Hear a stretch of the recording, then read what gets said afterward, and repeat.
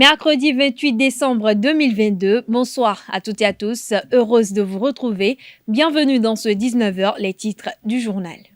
Démarrée depuis le 23 décembre 2022, la campagne électorale pour les législatives du 8 janvier 2023 se poursuit. Après 5 jours de campagne, quelques citoyens de la ville de Cotonou se prononcent des détails dans cette édition.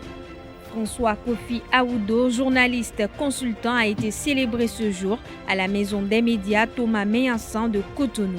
C'était au cours de la 6e édition des rencontres intergénérationnelles des médias. Le compte rendu de la cérémonie dans ce 19h. La Fédération béninoise de tennis et son homologue du Togo organisent une rencontre amicale pour les sélections U14 et U16 des deux pays. Prévu pour durer 3 jours, 12 athlètes béninois ont effectué le déplacement sur Lomé. Plus de détails dans un instant.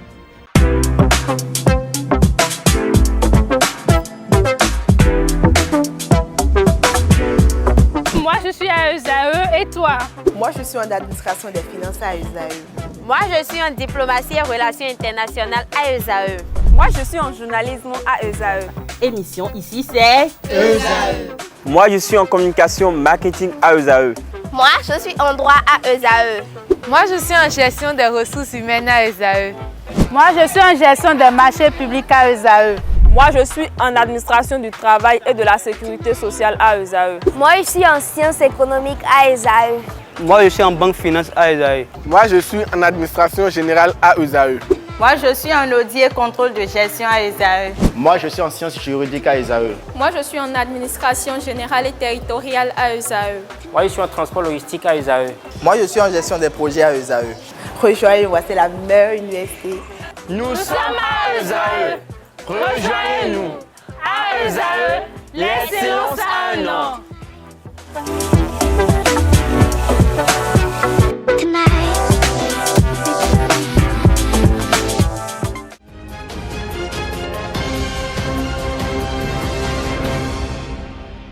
À nouveau, bonsoir. Merci de nous préférer pour vous informer. Je l'annonçais au sommaire de cette édition, la campagne électorale au Bénin pour les élections législatives du 8 janvier 2023 a débuté depuis le vendredi 23 décembre 2022. Après 5 jours de campagne un peu timide dans la ville de Cotonou, les citoyens béninois donnent leur appréciation. Suivons-les au micro de Quentin Amoussou et Anel Dou. J'apprécie la campagne qui vient de démarrer de façon timide. Et nous ne sommes qu'à 3 ou à 4 jours du lancement. Et elle est pour le moment festive, puisque nous le voyons. Les éléments qu'on appelle UP le renouveau, quand même se promènent dans des camions. Nous voulons simplement que ça continue pour les... Comment vous les appelez là, pour les 2 semaines de cette campagne, pour qu'elle soit festive pour tout le monde. C'est ce que nous voulons. Côté les débouts, comme de mots et bon affiche les carrés de Houdon Miwe. Je comprends. Mais milieu te pont à Zangoudou tombe dans Condé Nana. Kaka je dindome. Il met débouts Kodon Didoya, affiche les carrés de Houdon Miwe. Si vous voulez, il faut bloquer campagne en tête de Génombe. Tête de Génombe. Donc, et bien tête. Tu as 2 jours, 3 jours, qu'on a dit, campagne on a passé au Gamon. Donc, nous tous les hommes qui ont que toi-même, tu as pédé. Et ouais, c'est une campagne, on est timide pédé. Mais, nous allons au Béa, na Béa. Le parti du peuple, les démocrates, sont dans la danse. Les mouvanciers ont déjà commencé la campagne depuis. Mais les démocrates, lentement, sûrement, atteindront le sommet. Parti de Edo Sodo, mais Bibo, Tovia Bido, Goudoto, démocrate, démocrate, et what on that or me cow. Élection Benougo. Mais il y a même mon midélé. Il fait mes yon mia, yo moi pont. Yo moi pont. Bon, nous avons le double nom. Mais bon, et nous disons qu'il faut le pot. Bon, tout donner réalité terrienne en temps. Fanfon nous les missions, tout le donner hier. Dimanche soir à Viagbeja. Cotonou à tout moment, nous verrons la campagne de tous les partis à Cotonou, peut-être vers la fin de la campagne, la fin de la semaine de la campagne. Bon, pour moi, ce n'est pas inquiétant. C'est une joie pour moi en disant ceci, et au moins tout le monde va aux élections. Et ça donne une gaieté. Vous voyez ce que ça donne? Les élections sont en train d'embrouiller la fête de fin d'année. Il y a campagne, il y a la fête de fin d'année qui se prépare. Lequel on prépare? Fin d'année ou bien campagne? Il y a bruit. Donc c'est beau. J'encourage les partis politiques et finalement je leur dis, allons-y dans la paix. Le journaliste consultant François Kofi Aoudo a été célébré ce jour à la Maison des médias Thomas Meillansan de Cotonou au cours de la 6e édition des rencontres intergénérationnelles des médias. Une cérémonie organisée par le groupe de presse Éduc Action à l'occasion de la remise d'attestations à ses stagiaires. François Aoudo a évoqué lors de son intervention son attachement aux archives. Suivons-le au micro de Carles Kitome et Ulrich Amegampoé. J'ai connu des aînés qui ne vous montreraient pas la paperasse comme moi, mais qui sont journalistes, mais qui peuvent vous parler de l'histoire de ce pays du matin jusqu'au soir sans prendre un seul bout de papier. Pour ce qui me concerne, j'ai été marqué par un certain nombre de faits et c'est pour cela que tout document qui tombe sous mes mains et que je juge important, je le conserve parce que vous ne savez jamais à quel moment vous en aurez besoin. Et sur ce point précis, je me souviens une fois avoir vu fortuitement un de nos aînés qui n'est plus aujourd'hui, Salomon Vidé-Ouenou de la Radio Nationale. Certains, peut-être dans la salle, le connaissent, ont eu l'occasion de le connaître. Il venait à Cotonou, je l'ai pris dans ma voiture et on discutait d'archives justement. Et il me disait que sous la Révolution, qu'un ministre de l'information de l'époque a fait écraser des dizaines de kilos d'archives du Bénin. Parce qu'à l'époque, le slogan c'était de bannir l'ancienne politique à travers les idées, les institutions et les hommes qui les portent. Vous savez, lorsque vous êtes dans un contexte comme celui-là, vous comprendrez que tout document que vous avez avec vous, vous devez le conserver pour ne pas être obligé demain d'aller le chercher ailleurs. Je vais peut-être ajouter une explication relativement récente, puisqu'elle remonte à 1997, où je m'étais retrouvé à Dakar avec quelques confrères de ma génération. Et nous avons décidé d'aller au siège du journal Le Soleil. C'est l'équivalent du journal La Nation au Bénin. J'avoue que j'ai été pratiquement frustré par ce que j'ai vu. Parce que les archives que j'ai découvertes sur le Dahomey, au siège du journal Le Soleil, je ne parle pas des archives du Sénégal, je parle du journal Le Soleil, les archives que j'ai pu voir et qui concernent mon pays, nous ne les avons pas ici chez nous. Et lorsque vous voyez cela, vous vous dites, mais ça pose un problème. Donc, tout à l'heure, vous avez montré un élément dans lequel je rendais témoignage à ma mère, qui n'a quand même pas pu aller à l'école pendant longtemps, parce que étant le seul garçon qui était parmi ses frères et sœurs, devait aller à l'école, il fallait retirer les filles pour que le garçon aille à l'école, c'était cela à l'époque. Donc, elle a peut-être fait ce qu'on appelle le cours préparatoire, CP, aujourd'hui. Mais cela dit, elle baragouinait un tout petit peu le français, mais je ne sais pas, elle était malade d'archives. Je confiais à votre équipe qui m'a rencontré que je n'ai pas compris pourquoi elle est restée si accrochée à des courriers qu'on a échangés près de 30 ans avant son décès, que j'ai retrouvé dans ses affaires quand elle est décédée.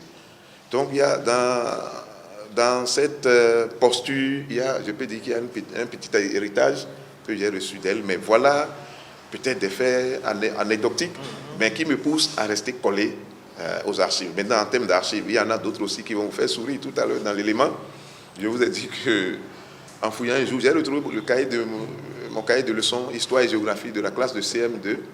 J'ai fait cette classe en 1979.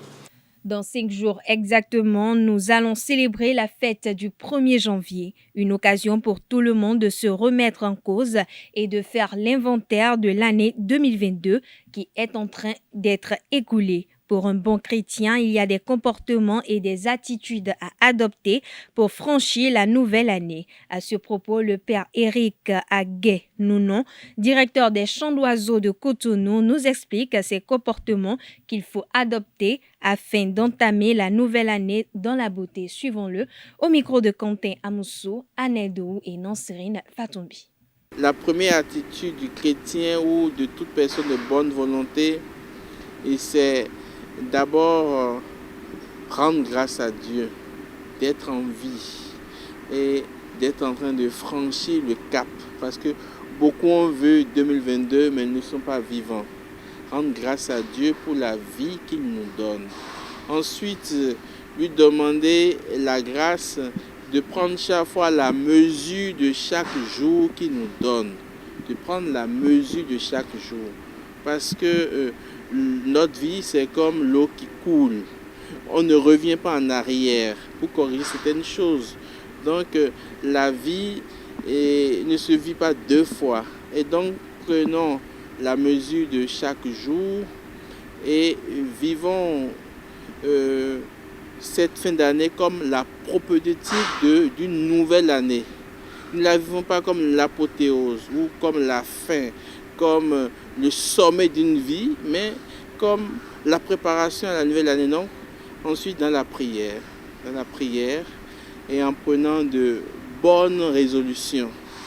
Et je finis par dire qu'il faut prendre le temps de rester en famille, le temps de nous réconcilier avec les autres, le temps d'aller échanger et de demander pardon à ceux à qui on doit demander pardon. Réconciliation, courtoisie et résolution pour les perspectives d'avenir. C'est en somme ce que nous pouvons faire en cette fin d'année pour qu'elle soit pour nous une prophétique pour la nouvelle année 2023 qui arrive. Et je souhaite qu'elle soit pour chacun de nous, pour nous tous, une année heureuse, bonne et sainte. Et qu'elle soit pour nous une année de grâce, une année de paix, une année de prospérité, d'avancement et d'accroissement dans le bien, dans la vérité, dans la justice et l'équité, pour que nous puissions résolument nous mettre au travail. Travailler, mais en pensant aussi au don gratuit de soi.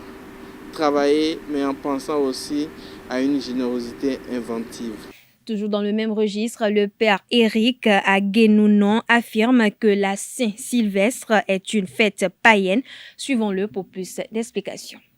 Je voudrais m'adresser aux chrétiens, aux chrétiennes, mais aussi à tous les hommes et à toutes les femmes de bonne volonté. L'Église s'adresse toujours à ces personnes, hommes et femmes de bonne volonté, et ensuite les chrétiens.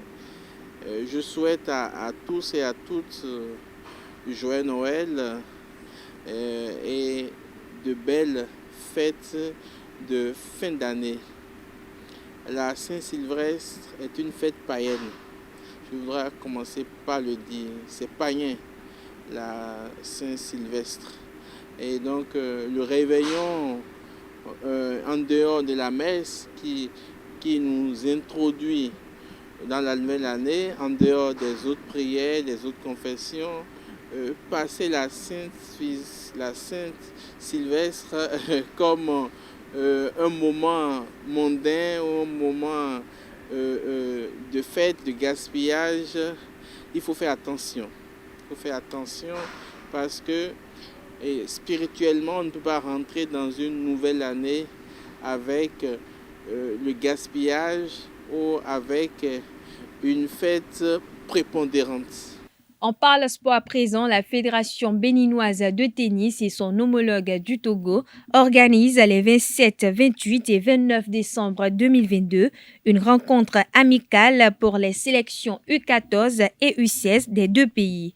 Pour le compte de ce match amical, 12 athlètes béninois ont effectué le déplacement sur Lomé. Le but de cette rencontre est de renforcer la collaboration et les échanges conviviaux. Prévue pour durer 3 jours à Lomé, cette confrontation amicale et sportive va permettre aux deux sélections nationales U14 et U16, filles et garçons, des deux pays de se mesurer sportivement et de progresser mutuellement. Une occasion également pour les deux fédérations d'organiser des réunions d'échange entre les deux directions techniques nationales et des séances de travail sur le développement de cette relation partenariale privilégiée. Les différents matchs se déroulent sur les terrains de tennis du stade Omnisport de Lomé et sur les terrains de l'association amicale de tennis AAT. Notons que la compétition sera clôturée par une cérémonie de remise de médailles en présence des représentants officiels des deux fédérations. Grand favori pour le sacre, Flowers s'est qualifié pour la finale du championnat national amateur de handball après son succès face à ASEC de Djougou 35-28 mardi 27 décembre 2022. Dans l'autre affiche des demi-finales, c'est la formation du Buffle de Parakou qui a pris le dessus sur celle de Volcan 29-25 au terme des deux matchs. Colombe Oussou a recueilli les impressions de quelques joueurs et entraîneurs. Suivons ensemble. Je suis vraiment heureux de m'avoir élu homme du match parce qu'on a fait tout possible pour être en finale. Donc notre but c'est aller en finale et remporter le trophée. J'ai joué ce match contre mon club formateur. Ça a été un plaisir. Mes coéquipiers m'ont aidé. Bon, je ne sais pas si j'ai autant mérité ce titre puisque nous l'avons gagné ensemble. Mais c'est une fierté, pour moi. Ça m'honore vraiment. Tous les matchs sont tous pareils à Flores. Il n'y a pas de petits matchs. Nous abandonnons tous les matchs au même niveau.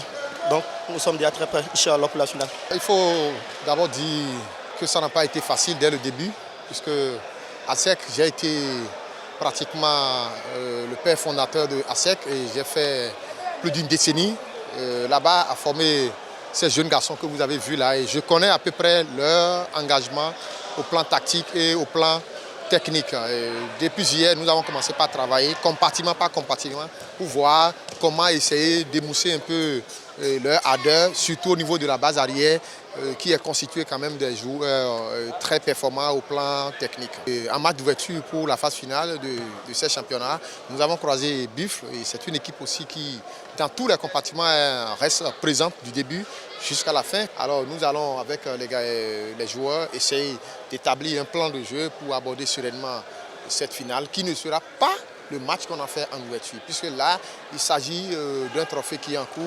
Le niveau d'engagement monte dans tous les camps. Nous avions dit aux enfants de garder la balle, mais ils ont eu peur en un moment quand même. Ils ont eu peur, puisqu'on a vu que le jeu était haussé et bon, ils ont eu l'intention que les adversaires avaient l'intention de les blesser. Donc ils se sont réservés, vous allez constater qu'ils n'allaient pas vraiment au charbon. Ils se réservaient pour ne pas s'inscriter. Nous ne sommes pas venus en balade, et nous voulons vraiment le trophée. Voilà, chers internautes, ainsi prend fin cette édition. Merci pour votre attention. Excellente suite de programmes sur ESAE TV.